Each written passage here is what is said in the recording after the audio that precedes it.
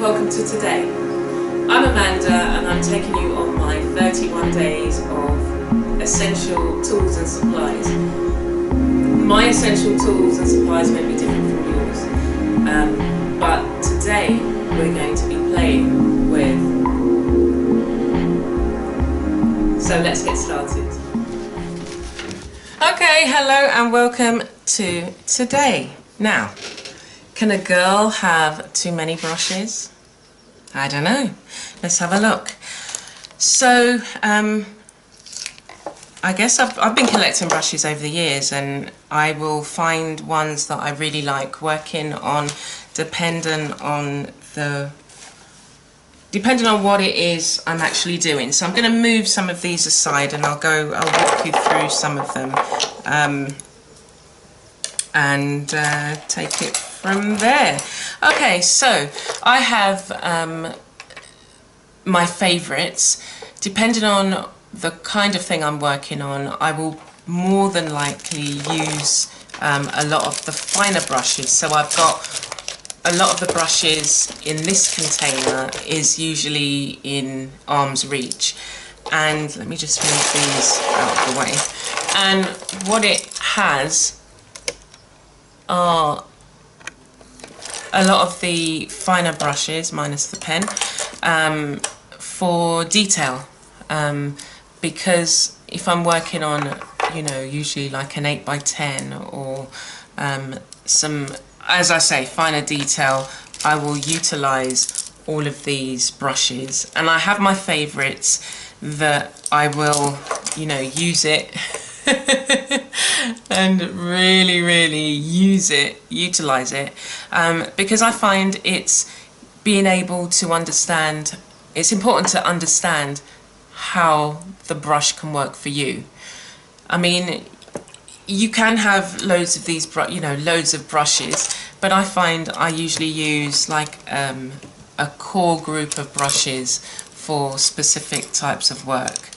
And what this exercise is helping me to do is to maybe decide whether I need all of them. I mean, I'll definitely, all of my fine brushes, because every now and again there's different ones, because every now and again I need a specific type of feel on the brush, because I normally work with how it feels on the paper, how it's gathering the paint, whether I can do finer detail or whether I can do things like, you know, I use it like what do they call them? They call them, you know, the tips that you can use with pencil if you're for shading.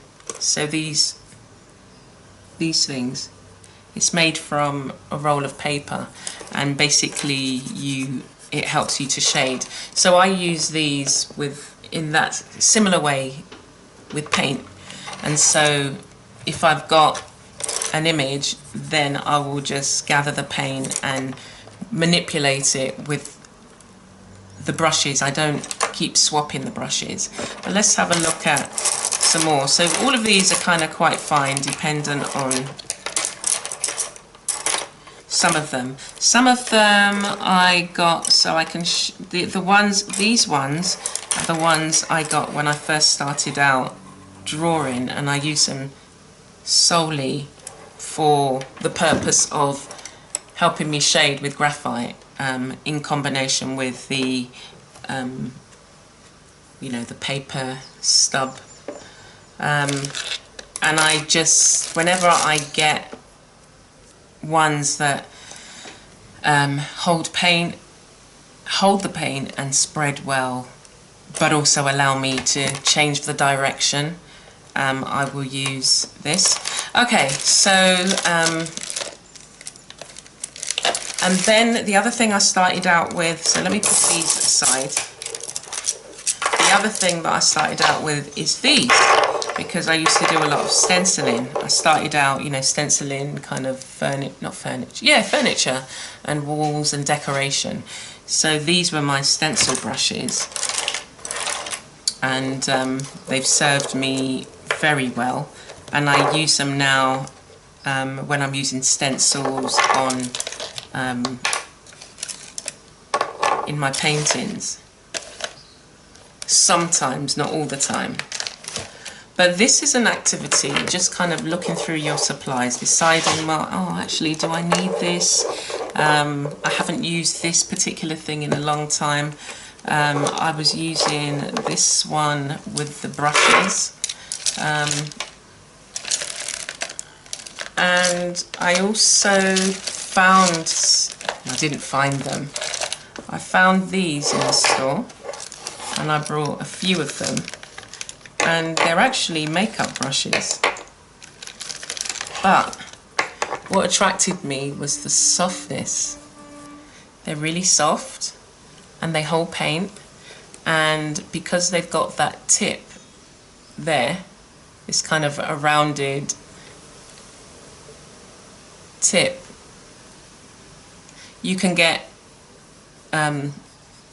when you're trying to shade on a painting, or, as I say, manipulate the paint, because of that tip, it tapers, the brush tapers to a point. That's a really good point for painting. So it's finding brushes that, and this one is even more tapered compared to that one.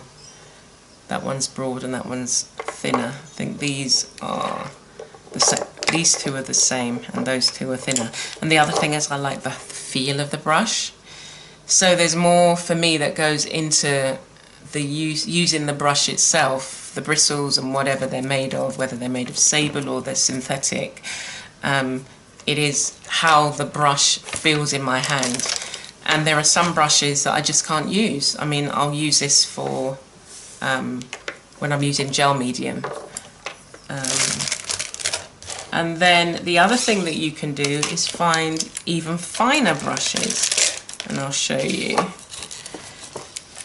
So these again are for nail art, but if you're doing really fine detail, something like, let me try and get it out.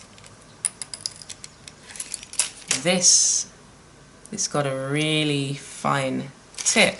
So for smaller work, or for, you know, I would utilise these brushes, and they've been great. And I got these at the, I guess the equivalent is a dollar store, but I got it at my local pound store, and I brought a few of them because, again, as I say, I will use them, and I use them well. You know, they get a good workout. So let's have a look at the others. The others now range from, you know, like the really cheap ones, like these are the really cheap ones that you get like 30 for a fiver. And they come in handy because there's some projects that, like with wax, like, or this one. This is, I use this in it's a material called Powertex, liquid called Powertex, and so that, can't use it again, but I wouldn't want to use one of my more expensive brushes. Using these cheap brushes works really well, and you get the ones that are really, really cheap. So these yellow ones and the blue one, they're really, really cheap, and it's just like, you can't really do much in terms of when you're painting with them because they don't hold the paint. They're literally just for like poster paint, just for kids really. But as I say, if I'm using solvents, or there's some solvent paints by PBO that I'll use them in to paint certain areas.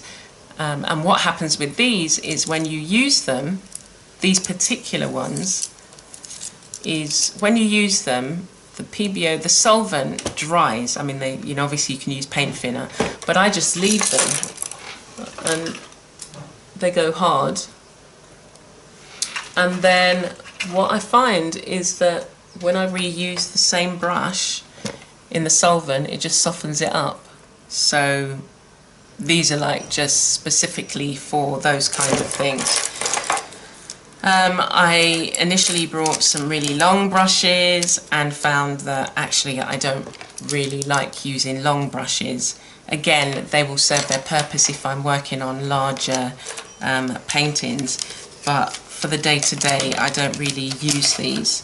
But it's useful to have them, or if you are holding workshops, or if you, I mean, I did a workshop where I took all of these brushes, all of them, I had about 50 of them, and so a group of people were able then to take part in a workshop.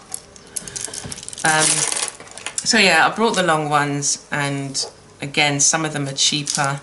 My more prized ones are in a different container here. So again, go to your local hardware store. You'll find, I got this at the, well, this is a Crimson Blake, but you can go to your local hardware store and get brushes depending on what you're going to use it for. I've got a few there. And then these ones, these are the ones that are the prized ones. So these are the cheap pound store ones, but because I've already got one on the go, I'll just wait until those ones are, you know, totally finished, and then I've got these I can use. So I got into using, wanting to do texture for watercolour, and so found these at the store. And I brought 2 sets, and I don't use them very often. I don't do watercolour very often, but they're ideal. And then I brought a set of these Dali brushes, which I didn't buy them, I got them as a present, and it was just like, oh my gosh, they're so nice. Where are they? They are really nice to work with, and I've mashed up that one. I didn't treat that one very well, but for the rest it was just like, okay, I need to look after these, the rest of them, and this is a great case to keep them in. Yeah, it was just like, you know the difference, you feel the difference in the brushes as you get to use them. And then I had some Liquitex ones, they're just the basic ones, but they're in here because, as I say, I've got some that I'm using when I'm going to be, you know, using, needing to use these, they will come out, they'll come out to play. But again, this is another way in which you can play with your supplies. You can revisit them, have a look, see which ones are kind of a bit worse for wear, which ones that actually you're really not going to, you know, this is in my, well, this is a Roni, De La Roni, but the bristles are kind of like worse for wear, and I haven't used it for a long time. So where things then can go into a different pile and be utilised for something else, that's what you can do. Yeah, so every now and again, when I'm not feeling like I want to do something creative, I can go in and look at some of my tools, some of the supplies, see how I need to use it, or how I want to use it. Oh, here's another one. It's a nice one. It's their PBO. They came with the paints, and I've used one of the brushes. I don't have any solvent thinner, that's why I didn't want to use these, because you can't use the brush. As I say, if you're going to use that brush for that particular thing, then that's what you have to use it for. So until I can get some solvent, yeah, so these will go back in here. So it's important, play with your supplies, handle your supplies, and see how you can create with them and use them for your own benefit. And don't be afraid to don't be afraid to not feel like it, and yeah, just take them out. It could just be I'm cleaning them up. Oh, that was what the other thing I was going to tell you, is that I found a really good way to soften up the brushes. Drum roll. Is that drum roll? Anyway, get yourself some hair conditioner. Hair conditioner works really well on these brushes, especially if they're, you know, like I was going to say horsehair. Do they make them from horsehair? It softens up the brushes and it just makes them, it conditions them basically. So there's a tip for you, a free tip, free giveaway.